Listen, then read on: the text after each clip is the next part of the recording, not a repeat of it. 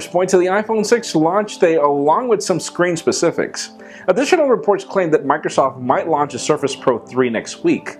And according to the OnePlus CEO, its one smartphone is being sold at cost. I'm Jaime Rivera, and I asked for motion. I mean, shouldn't every company sell their phones close to cost? You know, just to grow the smartphone market. This is Pocketnow Daily.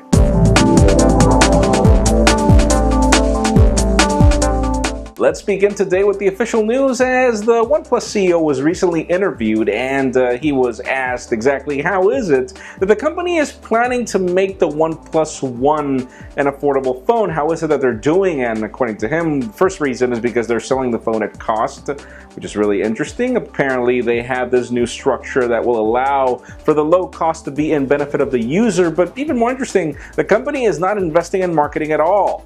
It's investing only in online marketing, which we've seen in YouTube, and at the same time they're only selling this product online as well. So he actually said that that's the reason why Samsung and Apple can't match the price. Let's see about that.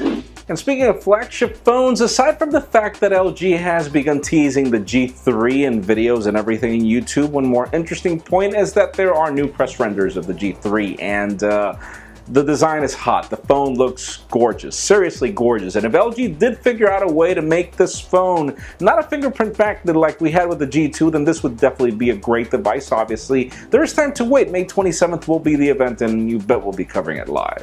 Now, another product that might see a launch very soon, we're talking May 20th, is the Microsoft Surface Mini. But actually the news are not about that. There is the support document for Microsoft that the company released, and within that document they're saying that whatever it is that is compatible with the Surface Pro 3. So the new rumor is that probably we will be getting the Surface Pro 3 at the event, aside from the Surface Mini, which makes sense if you think about the fact that they could revamp the Surface Pro 2 to the 3, and then the Surface Mini would be the lower end RT model to replace the RT Surface that never sold. Could be a good idea. Let's see how it goes. Now let's talk about the iPhone 6, though this product will not be launched soon. According to new rumors, the company is not allowing vacations for employees during the month of September, so it could be that the iPhone 6 will be launched that month. Apple does this every year. They cancel vacations on the specific launch date of the iPhone, so yeah, that could be the case. But aside from that, there are other rumors that apparently we know what the screen resolution will be for both devices, the 5.5 inch and the 4.7 inch models. Apparently this will be a 1074 by 960 display, which still doesn't abide to any standard, but does allow for the Retina display resolution to be retained. Yes, developers will have to update applications, but apparently this is what we're getting. Apparently these models are already being tested. Interesting.